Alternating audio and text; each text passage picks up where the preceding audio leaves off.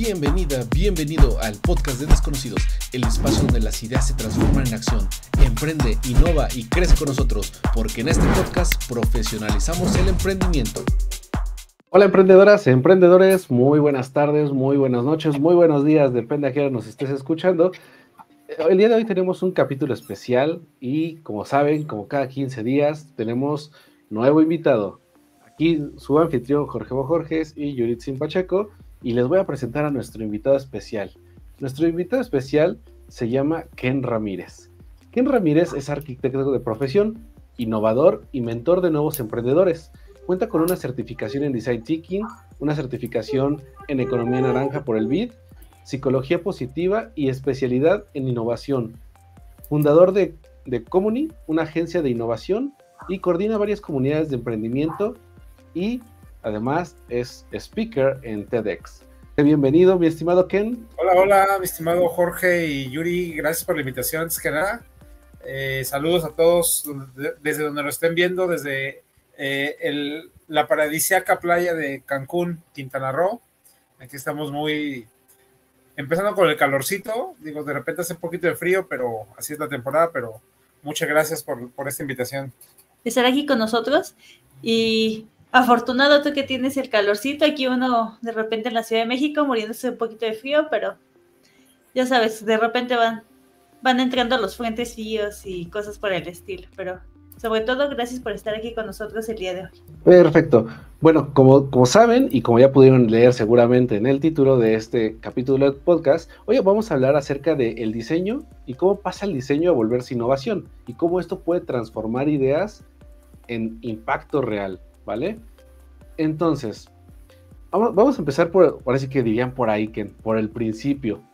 Como leí en tu biografía, pues tú eres arquitecto de profesión. ¿Cómo pasaste de ser un arquitecto a convertirte en un mentor y un agente de innovación? Sí, mira, fue muy interesante el proceso, porque yo estaba viviendo en la ciudad de Querétaro, estaba radicando ya antes del 2012, y bueno, estaba trabajando en una agencia, digamos que de ingeniería, estaba haciendo diseño, ahora sí que para cuestiones de ingeniería, y me tengo que venir a Cancún a radicar, porque acá vivía mi hija, entonces estaba muy pequeña y me tuve que venir para acá. Entonces voy llegando aquí a Cancún y pues yo era cero emprendimiento, cero innovación, no estaba en mi radar esos temas, y realmente cuando llego aquí a Cancún pues empiezo a conocer mucha gente, empiezo a tratar de lo que es emprender. Yo con un amigo en Querétaro ya estábamos empezando a hacer algo, me empecé a meter en este mundo del emprendimiento, y cuando llego aquí a Cancún en el 2012 es cuando me llama mucho la atención, empiezo a conocer acerca de estos temas, de repente empiezas a descubrir tu pasión. No soy como muchos otros que a lo mejor ya tienen tiempo en el emprendimiento, ya tienen tiempo en la innovación o tienen tiempo haciendo cosas interesantes. Por ejemplo, a nuestro buen amigo Adán Avelar, que pues por ahí lo conocemos de Talent, él me platica que hicieron una reunión de tuiteros, o una reunión en 2008, una de esas fechas acá en Cancún. Entonces ya había una comunidad que se estaba haciendo y nosotros apenas, digamos que llegamos ya un poco a los 30, 40 años y empezamos a conocer de todo esto, y es cuando me empiezo a meter mucho más en las cuestiones de innovación. Por ahí aparece Design Thinking y me certifico y me empieza a gustar, y de repente empiezo a dar clases en universidades y me sigue gustando más, y ya fue cuando, digamos, entré de lleno a empezar a colaborar y empezar a buscar más oportunidades para estos temas. Muchas gracias, Kenny. Creo que es importante recordar que no importa en qué momento podamos iniciar como tal, buscar nuestra pasión y ser emprendedores. La verdad es que desde mi punto de vista creo que cualquier momento es bueno para iniciar, y lo importante es seguir aprendiendo. Y justamente en esta parte que mencionas de cómo fue tu transformación, me llamó mucho la atención que mencionas sobre una metodología que tal vez muy pocas personas o tal vez muchas la conocerán. Me gustaría que nos explicaras un poquito más sobre qué es el Design Thinking y cómo puede transformar pues esta metodología a los emprendedores para abordar problemas? Sí, mira, ese design thinking surge más o menos por ahí en los años 80 en la Universidad de Stanford. Estaba David Kelley y Jim Brown, creo, el apellido del otro fundador. Ellos son creadores de productos o ingenieros de producto o lo que se conoce como ingenieros industriales, ¿no? Un ingeniero industrial o un diseñador industrial, perdón, es aquel que diseña todo lo que vemos, o sea, todo lo que vemos, por ejemplo, el iPhone, el iPad, el iPod en su momento fueron creaciones en la mente de Steve Jobs, pero él tuvo que tener a un equipo de diseñadores que lograron captar su esencia y le dieron ese diseño a lo que conocemos hoy como el iPod, el iPad y el iPhone, ¿no? Entonces, estas personas crearon esta metodología para los diseñadores de producto, cómo podían entender y cómo podían hacer mejor los productos centrados en el usuario, ¿no? Normalmente, cuando alguien diseñaba algo, pues era pensado en yo asumo que esto le va a funcionar a tal persona, ¿no? Había algo que decía, yo creo que le va a funcionar y diseño en función a eso, pero no había una pregunta, no había un acercamiento al usuario final. Y lo que hace Design Thinking es diseño centrado en el usuario, ¿no? Básicamente lo que hace es que cualquier persona que esté dentro de este posible diseño puede interactuar, ¿no? Por ejemplo, ¿qué pasaría si nosotros queremos diseñar algo para una oficina? Normalmente el consultor o el que va a crear el diseño, pues le pregunta a los técnicos, le llega a preguntar a los supervisores, pero nunca le vas a preguntar al que hace el aseo, ¿no? Cuando la persona que hace el aseo es un usuario, es una persona que también está viendo y a lo mejor ve muchas cosas más que lo que las personas normales pueden ver. Entonces, Design Thinking es una metodología que poco a poco se empezó a permear en el mundo de los negocios, ¿no? Anteriormente era como muy enfocada al diseño de producto y de repente empieza como a permearse y empieza a entrar en estos modelos de negocio. Cuando ahí entra en el 2012, surge lo que es el modelo Canvas con Alex Osterwalder. Él, digamos que crean una versión más reducida para trabajar un modelo de negocio y hay la necesidad de empezar a trabajar con otras metodologías o otras formas para hacer estos modelos de negocio más esbeltos, ¿no? Anteriormente, si tú quieres hacer un negocio, quieres hacer un plan de negocios, y la realidad es que hacer un plan de negocios te llevaba muchísimo tiempo. Hacer un plan de negocios no es tan sencillo, se requieren ciertas habilidades, ciertas características que a la larga eso desanimaba a muchos emprendedores, porque lo que el emprendedor quiere hacer es vender, o sea, quiere generar el dinero. Y lo que hace Design Thinking es que llega con esta metodología, que yo lo veo que es una herramienta que son 5 pasos, y dentro de estos 5 pasos puedes meter muchas herramientas de otras metodologías más. O sea, puedes meter Lean Startup, puedes meter otro tipo de validaciones. Entonces, lo que hace simplemente es un conjunto de herramientas que te llevan a hacer un diseño más centrado en el usuario. Entonces, con esto se consigue que tú, al estar diseñando tu producto, tu servicio, lo puedes validar. Entras a una parte de validación que es muy importante, porque vas con tu usuario y le puedes preguntar, y a través de ciertas técnicas de prototipado, tú le puedes decir, oye, mira, tócalo, siéntelo, úsalo, cómo lo ves, y dame tu retroalimentación, y eso hace que tú puedas aprender, que tú puedas rediseñar y puedas volver a validar, hasta una etapa en la que ya dices, oye, esta etapa o este producto ya está validado por el usuario y ya lo podemos lanzar, ¿no? Y eso te ahorra pues mucho tiempo, mucho dinero, mucho esfuerzo, porque cuando a veces el emprendedor no conocía estas metodologías, pues a lo mejor tú lanzabas un producto y invertías tiempo, invertías dinero, y a lo mejor el mercado no lo necesitaba, el mercado no lo quería así, no era el momento para lanzar el producto y ya habías perdido dinero y te desanimabas.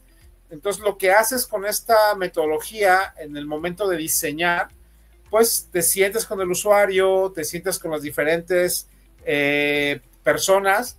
Algo que me gusta de Design Thinking es que te permite trabajar con equipos multidisciplinarios, ¿no? O sea, no es forzosamente que tienes que trabajar con el supervisor, con cierta persona, o sea, puedes integrar dentro de tu proceso de diseño, puedes integrar a diferentes áreas, a diferentes profesiones, a diferentes perspectivas, porque al fin y al cabo lo que cada persona agrega de valor es precisamente la experiencia personal, ¿no? Hay un video que yo utilizo en mis charlas o en mis capacitaciones, es un video que precisamente se grabó en IDEO.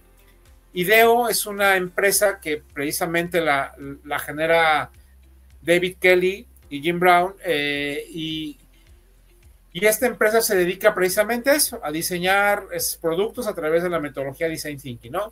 Y en este video hacen el ejemplo de rehacer un carrito de súper, ¿no? Entonces, es muy interesante porque cuando están presentando a las personas que van a trabajar en el proyecto, de repente hay un biólogo, de repente hay un lingüista, de repente hay un experto en marketing, de repente hay un experto en procesos, hay un estudiante de medicina que no ha acabado de estudiar, pero sigue regresando a hacer los procesos, ¿no?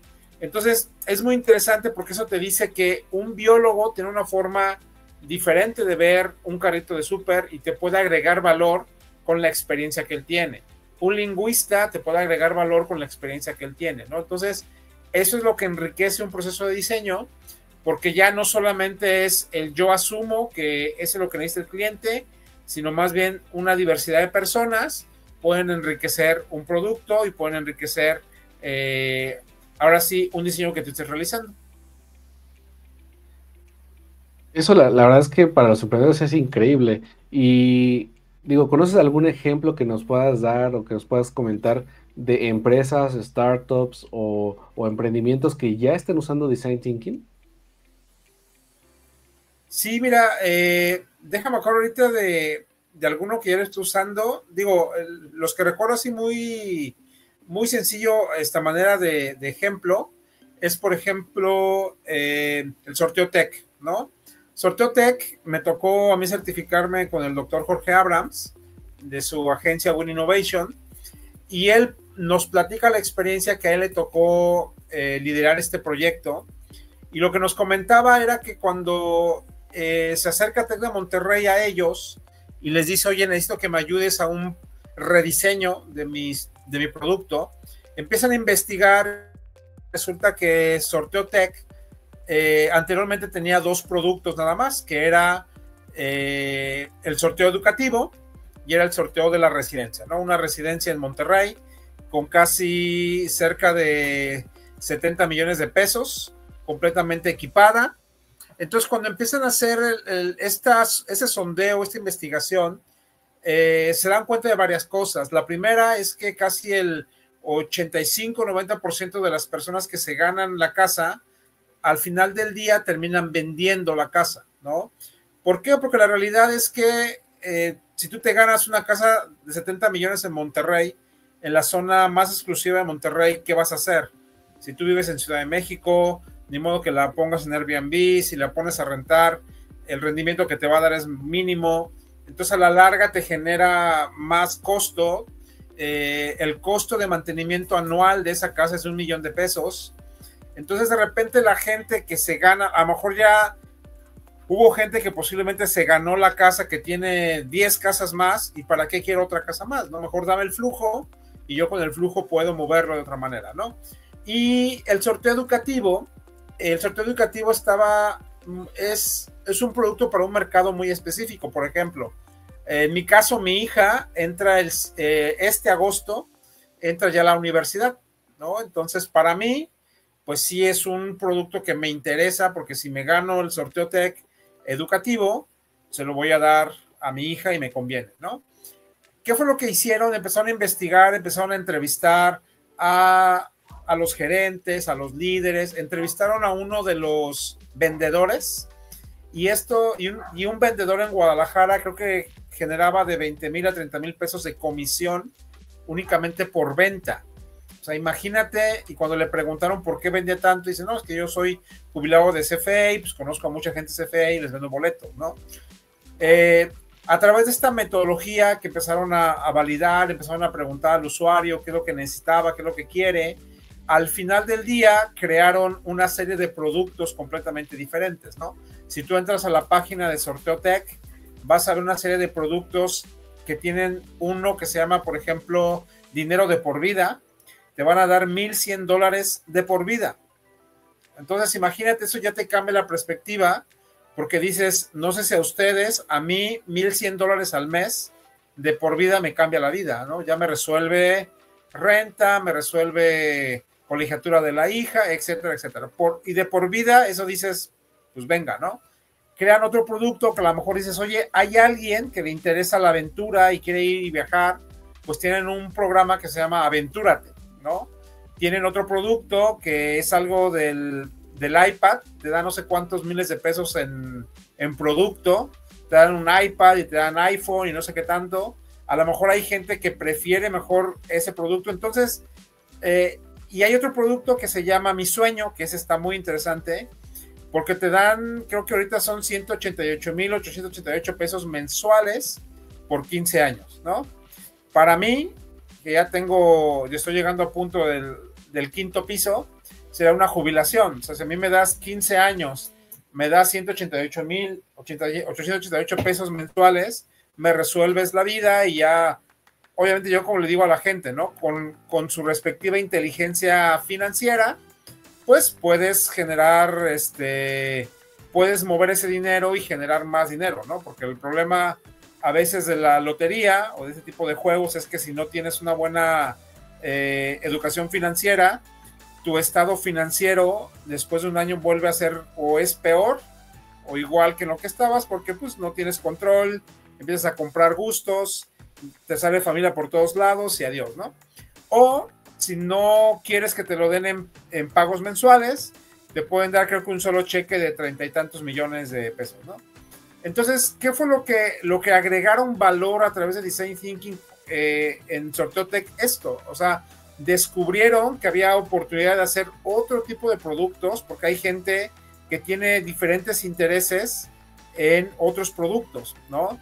Y eso es lo que te genera, en este caso, Design Thinking, que es una metodología que precisamente a través de procesos, a través de pasos, de etapas, empiezas a validar y empiezas a crear, a entregar un producto que de verdad le sirva a la gente, ¿no?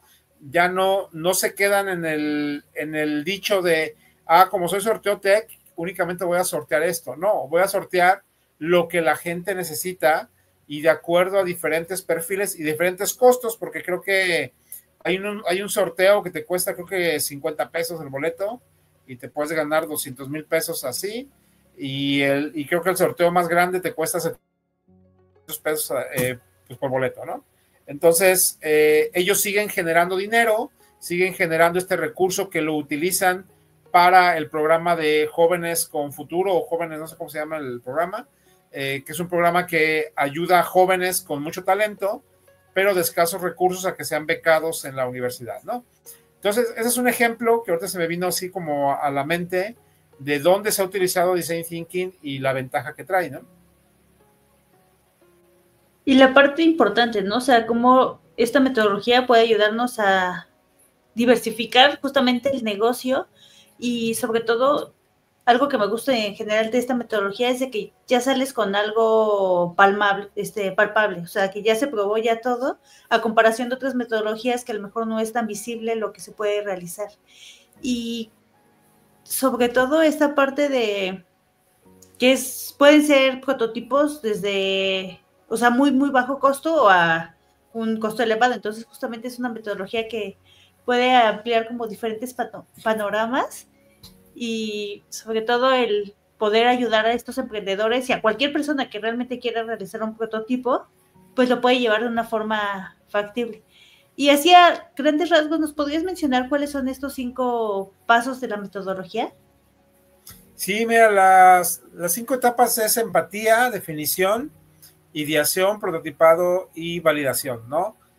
A través de los años han ido cambiando un poco estos pasos, ahora sí que como son metodologías un tanto flexibles, pues de repente llegan a cambiar, pero en general, digo, son esas 5 etapas, ¿no? La primera, que desde mi punto de vista es la más importante, la más valiosa, digo, aunque todas son importantes, obviamente, pero para mí la primera, que es empatía, se me hace una etapa muy crucial, muy importante, porque si tú le preguntas a alguien qué es empatía, te va a decir, empatía es ponerte en los zapatos de alguien más, ¿no?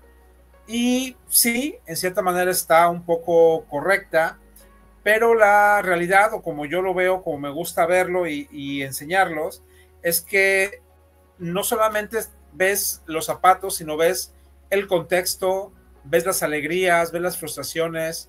Y yo siempre pongo un ejemplo, que a lo mejor es un poco raro tal vez, pero el ejemplo que yo pongo es, y siempre les pregunto, ¿quién de aquí en mis cursos, quién de aquí ha tenido un bebé?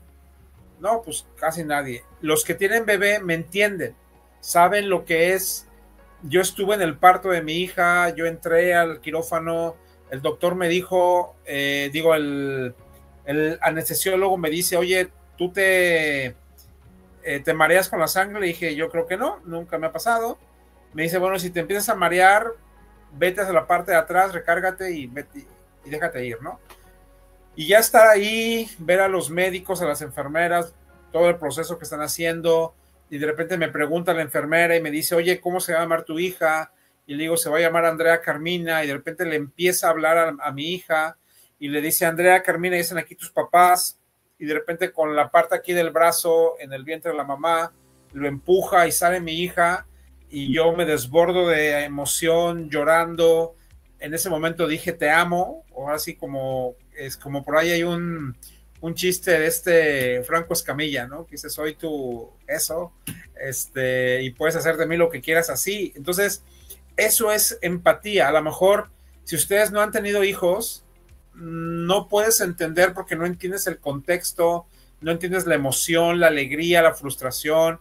Cuando me la dan por primera vez, yo la veo a mi hija y digo, ah, caray, y esto ya es mío, ¿y cómo le voy a hacer? O sea, ¿qué tengo que hacer para cuidar esta cosita, no?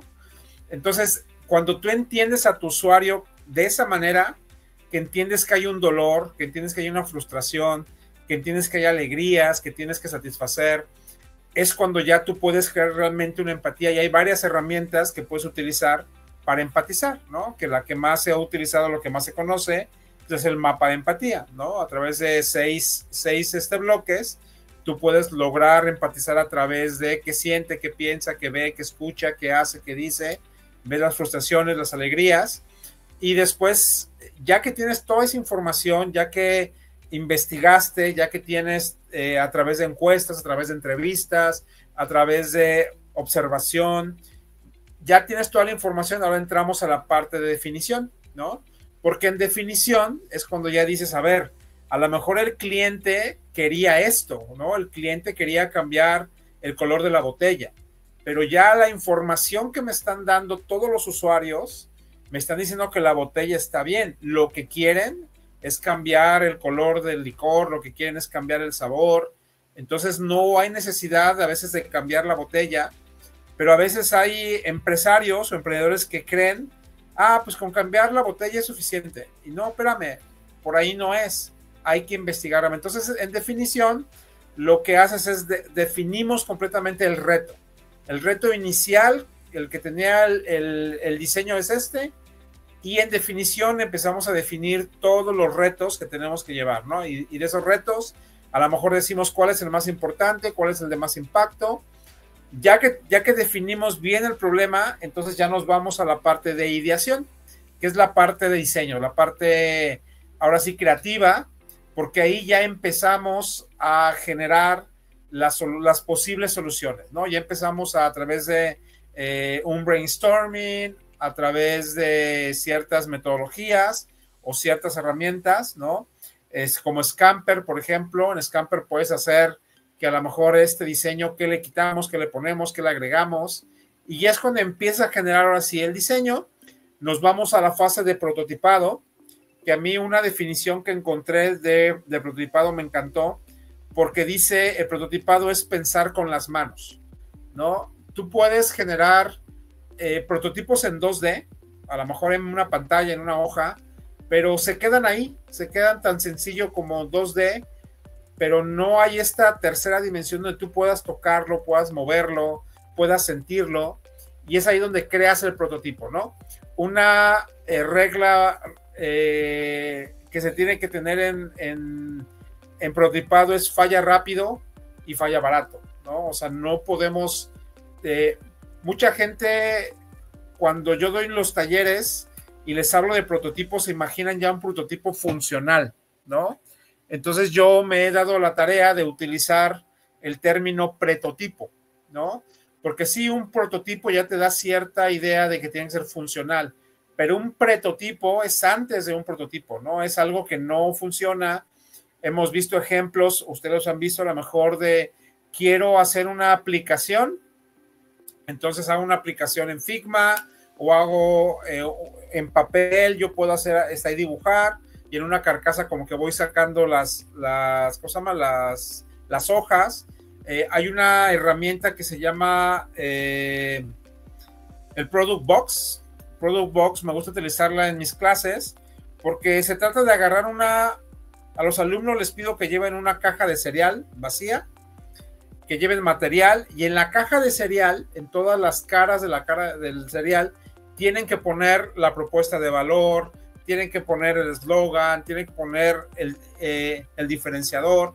Entonces, con esas cajas yo los mando a que validen la idea, y muchas veces funciona porque ya la gente ve la caja y la voltea y la ve, y ya empiezas, como me gusta decirle a mí a esa fase de prototipado, a pensar con las manos, ¿no? Y empiezas tú a trabajar, y la fase que va junto, pues es la de validación, ¿no? ¿A quién vas a validar tu producto? ¿Quién es identificar el mercado? ¿A quién vas a validar? Porque muchas veces a los alumnos me traen sus validaciones con sus mamás o con su familia, ¿no? Y le digo, a ver, ¿el producto que estás haciendo es para tu mamá? No, pues no, entonces ¿por qué lo validas con tu mamá, no? O sea, trata de buscar al usuario, al perfil, al mercado, y valídalo con ellos, ¿no? Y la idea es que te digan, ahora sí, cómo lo ven, si les gustó, no les gustó, hay algo a ti que te haya llamado la atención. Y fíjate que lo interesante de la validación y de cuando vas con el usuario, a veces el usuario te da puntos de vista que tú no habías contemplado, porque a veces el diseñador, el que está haciendo estos procesos, se queda como muy clavado en una cierta idea, y cuando la abres a más gente, hay gente que ya te dice otra perspectiva y dices, oh, eso está agregando valor, eso no lo había pensado, y es algo que el usuario también necesita, ¿no? Por eso es importante, ¿no? En el video que les mencionaba de ese David Kelly y Tim Brown, hay una parte donde David Kelly dice, es que no somos expertos en nada, somos expertos en el proceso de diseño, ¿no? ¿Por qué? Porque a lo mejor de repente Ken Ramírez me dicen, oye Ken, ¿puedes diseñar, no sé, unos zapatos para mujer? En mi vida he diseñado unos zapatos para mujer, no soy el usuario, no los uso, pero sí puedo decirte cuál es el proceso para hacer un diseño para un calzado de mujer que sea interesante, ¿no? Entonces aquí la idea es que el design thinker tiene que ser un experto en el proceso de diseño, y así puede ser una chamarra, así puede ser un software, así puede ser un servicio, cualquiera que sea lo que el cliente necesita o lo que el usuario necesita, yo te puedo ayudar a resolverlo porque soy experto en este proceso, ¿no? Sí, o sea, de hecho es bien interesante toda esta parte, y el cómo incluso esto te da una perspectiva, ¿no? Cuando dicen a veces, no, pues voy a emprender, pero me voy a esperar hasta que tenga el mejor prototipo, hasta que tenga la mejor versión del producto, pero pues realmente es la mejor versión para ti.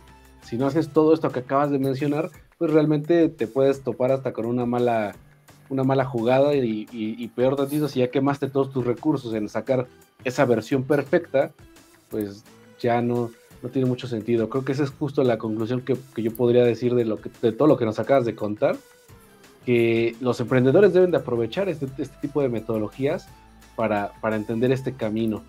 Y justo ahorita recordando un poco de lo que habíamos hablado, recuerdo que también tienes una certificación en economía naranja, pero ¿qué significa economía naranja y cómo esto lo podrían aprovechar los emprendedores? Sí, mira, más o menos en los 90s por ahí, obviamente expertos en emprendimiento y todo, empezaron como a diferenciar por colores, ¿no? Porque la gente dice, ¿por qué naranja? ¿No? Porque el naranja se da mucho hacia lo creativo. El naranja se da, digo, ahorita ya hay economía naranja, economía azul, economía verde, por ahí ya está surgiendo la economía plateada, que se me hace muy interesante ese concepto. Esta economía plateada son para los mayores de 60 años, ¿no?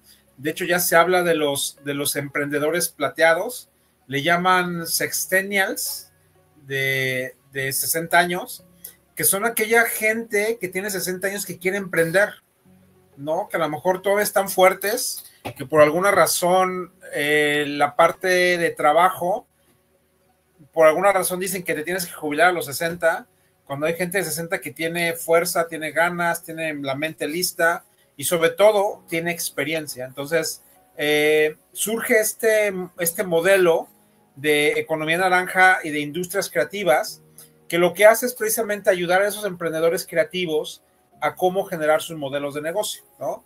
La economía naranja es una economía que genera muchísimos empleos, genera millones de empleos, y de hecho se habla que incluso está generando más ingresos que incluso la propia tecnología, ¿no? ¿Por qué? Porque dentro de esta economía naranja hay varias profesiones. Todo lo que sea cultura, todo lo que sea arte, música, todo lo que sea los famosos creadores de contenido que están ahora, los eSports, o sea, todo aquello donde entre la creatividad del ser humano es donde entra en esta industria naranja, ¿no? Entonces, industria naranja es, por ejemplo, no sé si ustedes han puesto a pensar cuánta economía genera, por ejemplo, un concierto de Luis Miguel, ¿no? O un concierto de X artista, ¿no? A veces uno se va con la idea de decir, no, pues sí genera dinero Luis Miguel, tanto, pero ¿a cuántas familias alimenta estar desde los que ponen las bocinas, de los que cargan las bocinas, de los que cargan los instrumentos, los que hacen el sonido? O sea, todo lo que está detrás, toda esa gente que depende de una obra de teatro incluso, o vamos a pensar en el Circo del Sol, ¿no? El Cirque du Soleil, toda la gente que está detrás de las tramoyas, de la tecnología, los que hacen los videos, lo que hacen que sincronice la pantalla, o sea, es una multitud de gente y toda esa gente está dentro de la industria naranja, ¿no? ¿Cuál es el problema? Que yo platicaba con un amigo que es músico y con una amiga que es pues escritora y es gestora cultural.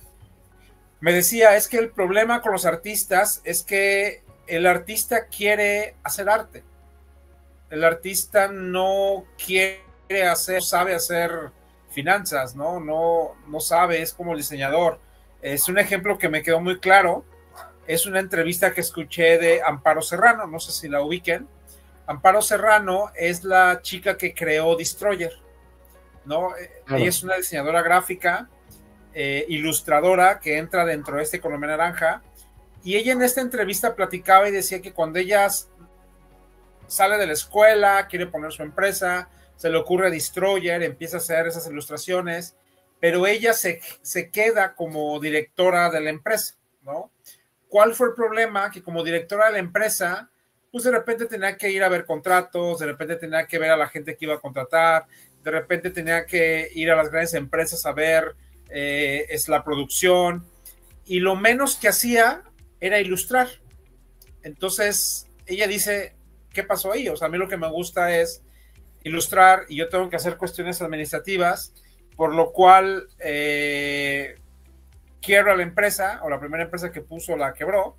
Aprendiendo de eso, ella contrata a una persona, no me acuerdo si es su cuñado o excuñado, alguien muy, muy cercano, lo contrata como administrador, ¿no? Entonces, cuando está haciendo su organigrama, ella queda como directora creativa, pero hay alguien que está como el administrador o el director general de la empresa, ¿no?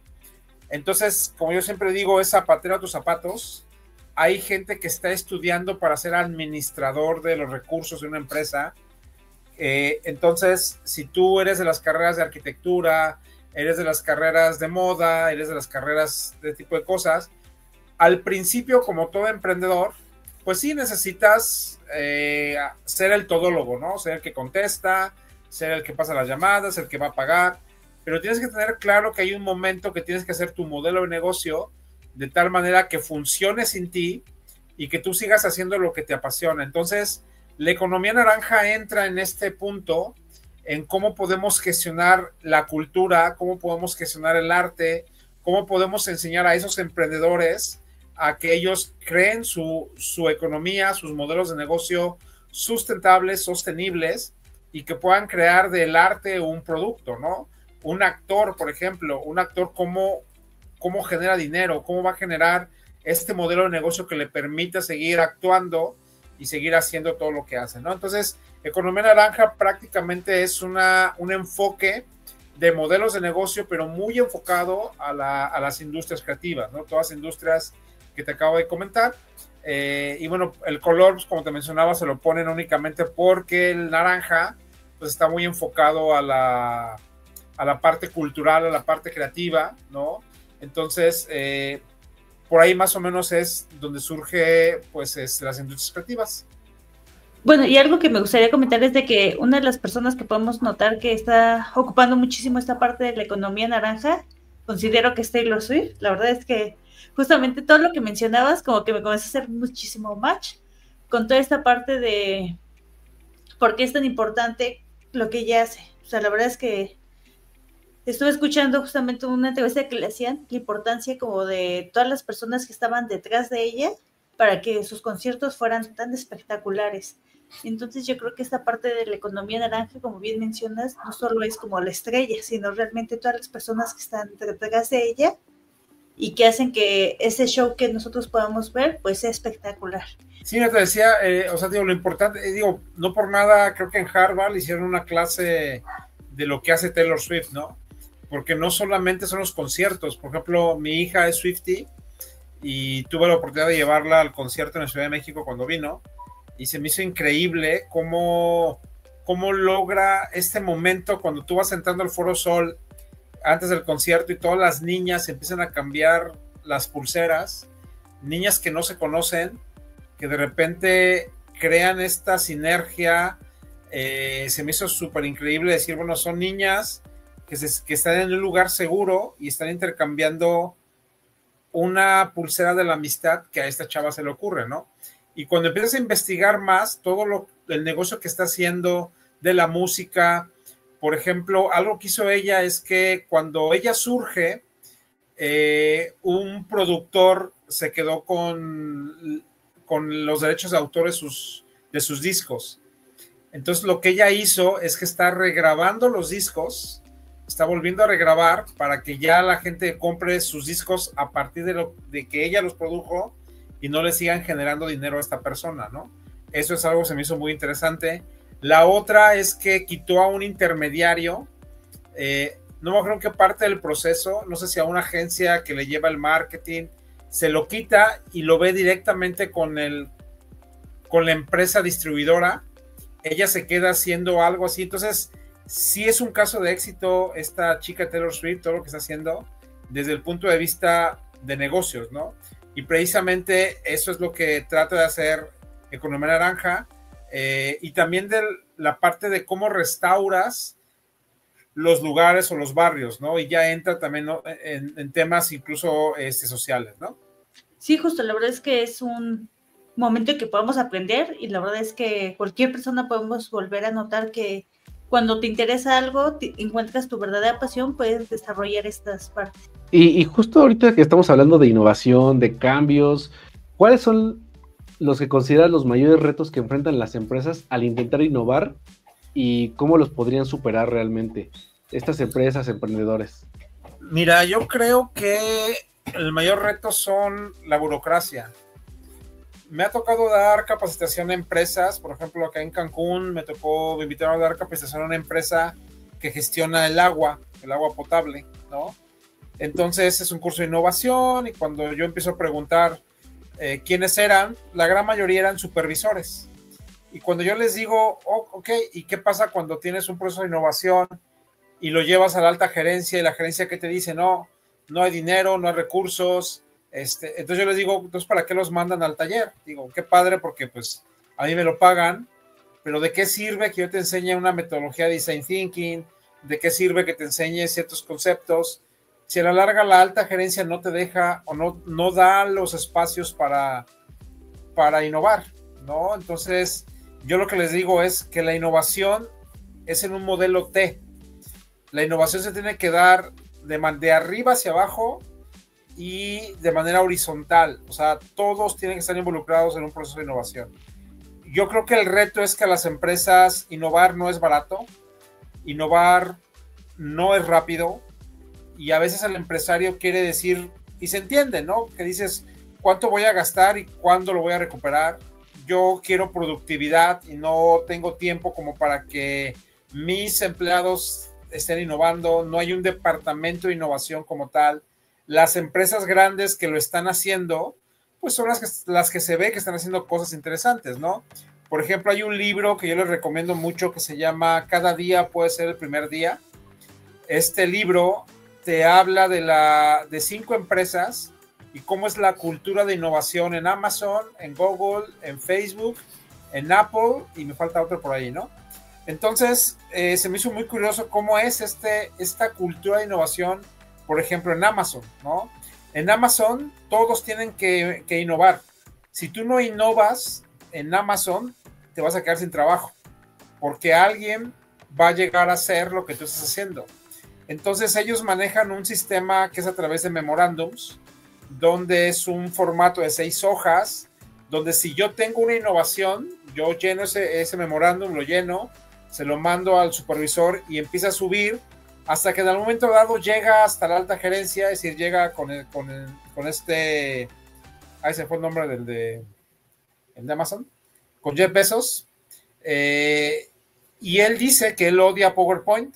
Ellos se ponen a leer estos memorándums y cuando hay una idea interesante, vamos a suponer que Jorge propuso una idea innovadora, le dicen a Jorge, oye Jorge, ven, háblanos del memorándum, tienes tanto tiempo para presentarnos el memorándum y dinos qué vas a hacer, ¿no? Entonces Jorge presenta su proyecto y en ese momento le dicen, ¿sabes qué, Jorge? A partir del lunes te vamos a asignar tantos millones de dólares, te vamos a asignar 5 personas y eres el líder de ese proyecto. Donde estabas trabajando ya, dejas de trabajar ahí y ahora innovas.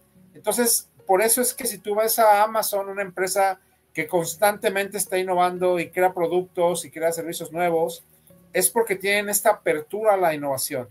Yo creo que las empresas, sí es muy bonito, es muy fancy, es muy de moda hablar de innovación, todos innovamos y hasta lo usan en los eslogan, ¿no? Una empresa innovadora, pero ¿qué es innovación? ¿No? O sea, a veces creen que innovar es, en la realidad es que puedes innovar desde algo muy sencillo. O sea, por ejemplo, Starbucks innovó en el puro hecho de poner el nombre, ¿no? Es algo muy sencillo, pero ese simplemente hecho hizo una innovación, ¿no? Sí está bien que cualquier detalle muy pequeño puede ser innovación, pero la realidad es que debe haber un proceso detrás de eso que se ve tan sencillo. Debe haber un proceso atrás que te llevó a tomar ese paso, ¿no?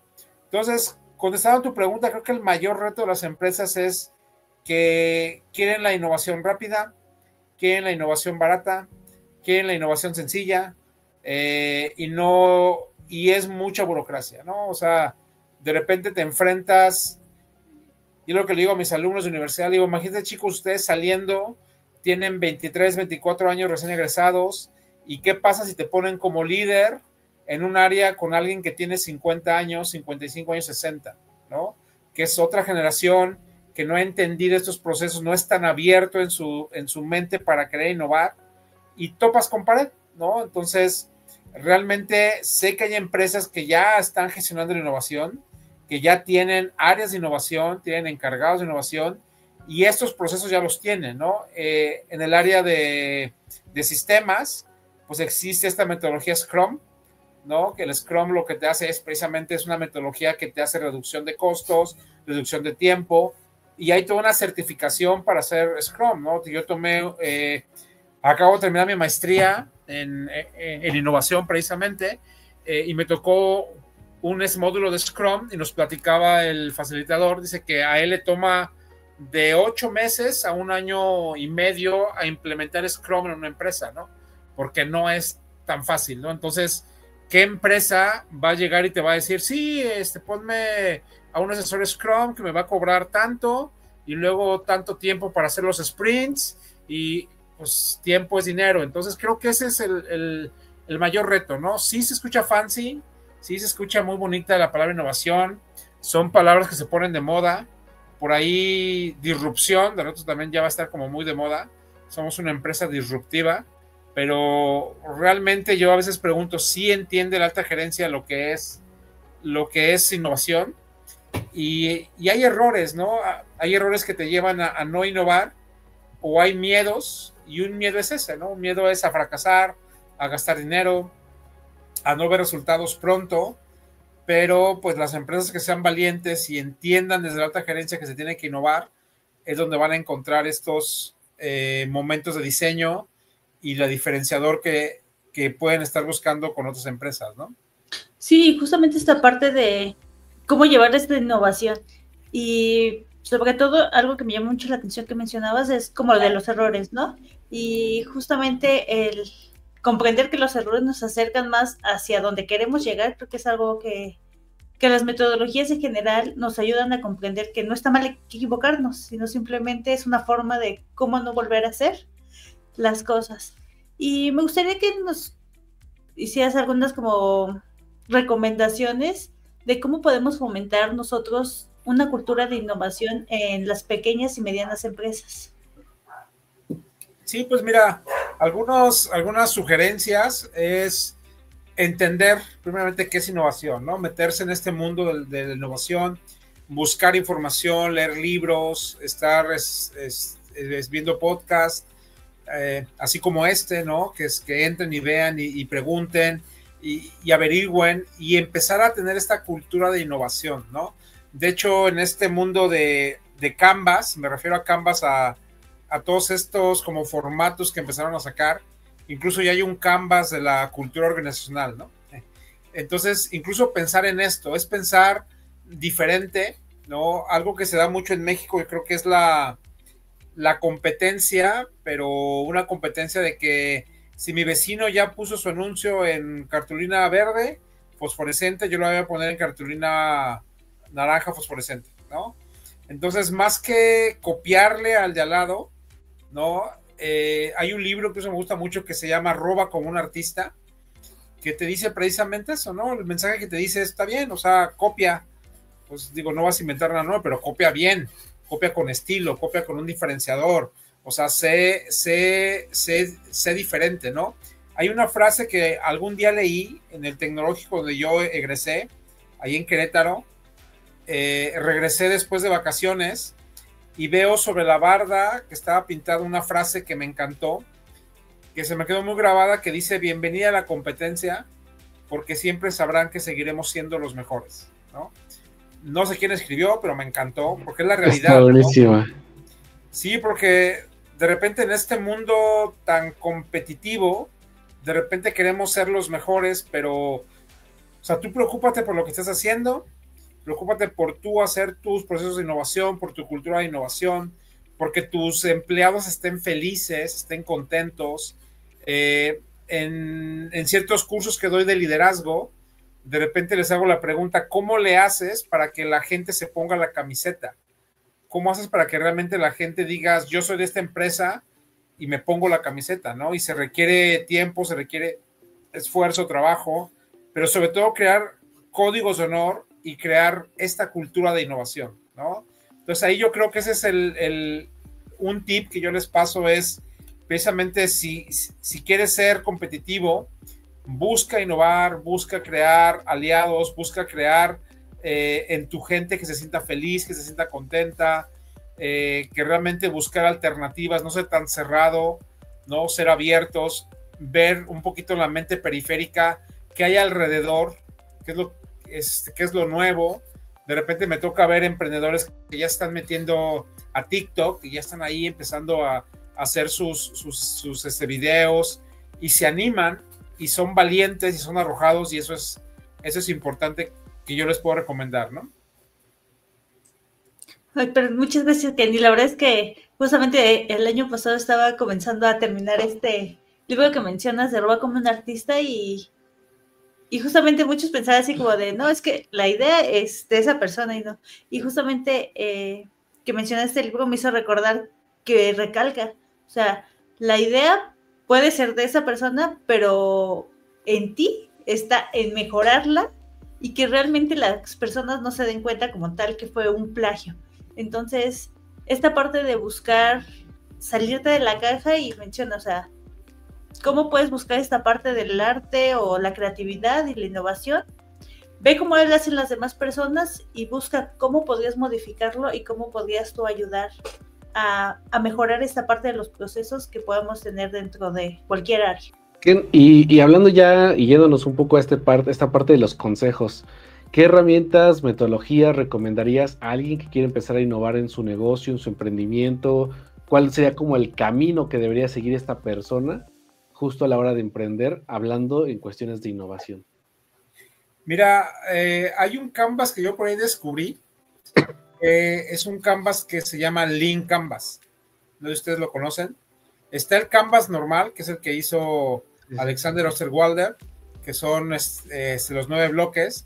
Pero hay otro que yo encontré que se llama Lean Canvas, que Lean es una versión reducida o más esbelta. Y me encantó porque cuando yo utilizo Canvas, o cuando veo a los emprendedores que están tomando talleres, cursos, les enseñan Canvas, el Canvas es para una empresa que ya existe y puedes mejorar, ¿no? En cambio, el Lean Canvas es un Canvas para una empresa que va surgiendo. Es como esta empresa que apenas va a surgir. Pueden utilizar esta metodología, pueden utilizar el Lean Canvas, hagan preguntas. Si yo quiero emprender y quiero innovar, haz preguntas a tu mercado, ¿no? O sea, de repente di, oye, esto, si te gusta, no te gusta.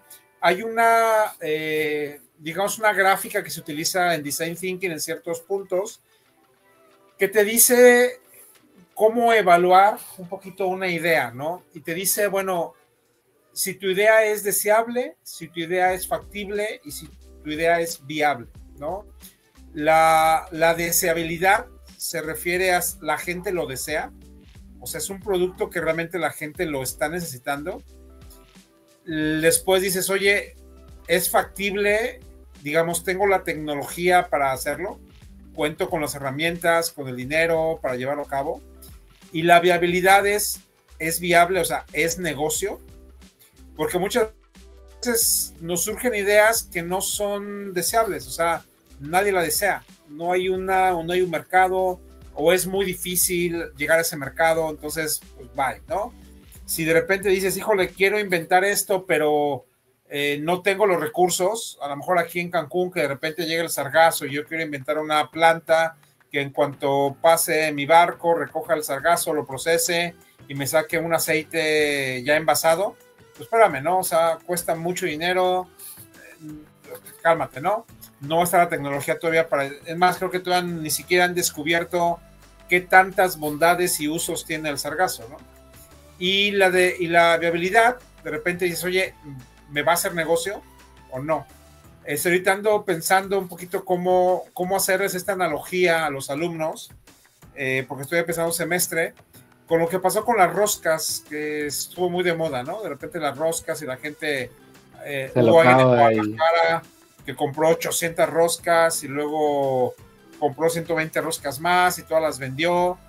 Y hubo otro caso de una persona, un matrimonio que compró 300 roscas, gastó creo que todo su aguinaldo comprando eso, querían hacer el gran negocio y nada más estaban vendiendo 32 roscas, ¿no?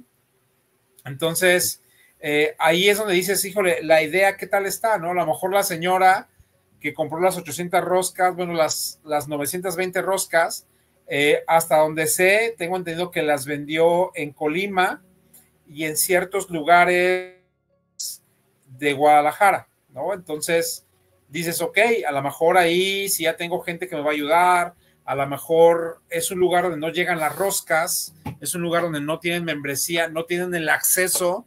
No hay un Costco, ¿no? No hay un costo, exactamente. Y luego creo que las vendió a 500, o sea, le subió 100 pesos a la rosca, o sea, no le subió como sí, o sea, como las de 1200. O sea, 1200 pesos la rosca de Costco, cuando, espérame, pues me costó 400 y la quieres vender en 1200, espérate, ¿no?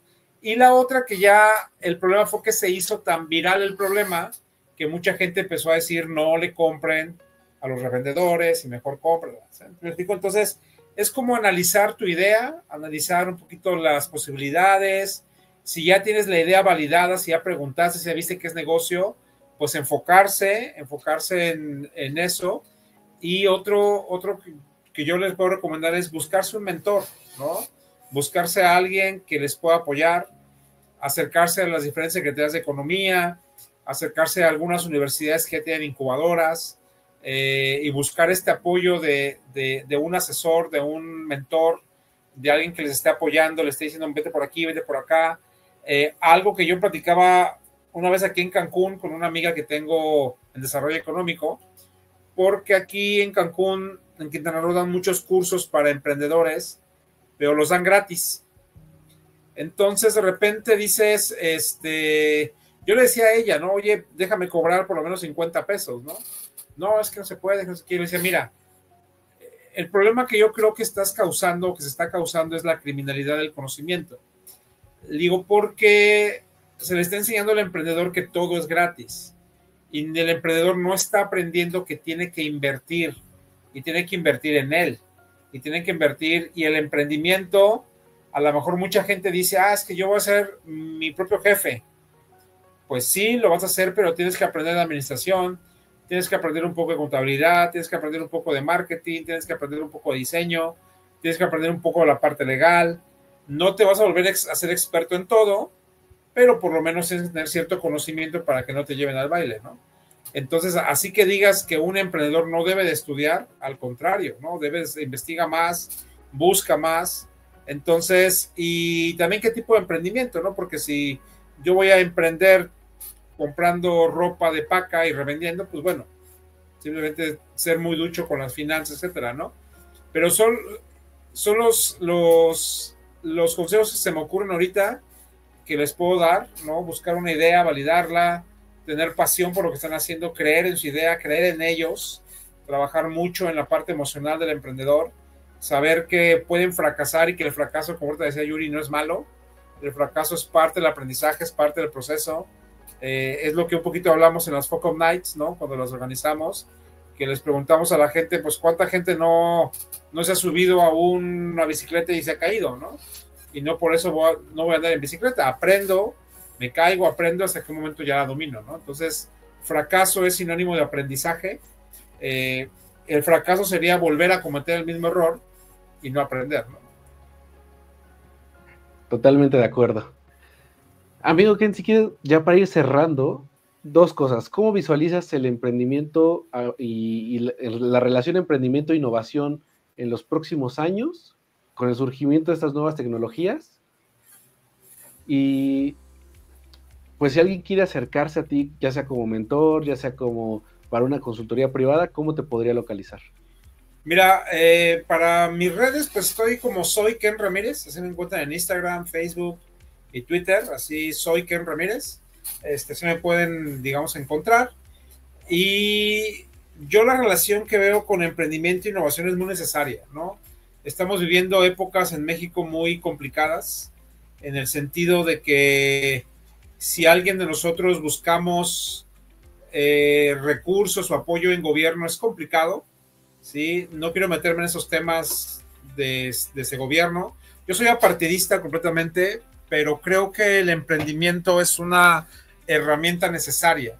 Le preguntaba precisamente el lunes a mis alumnos, les decía, ¿creen que el emprendimiento es importante? Y algunos sí, no.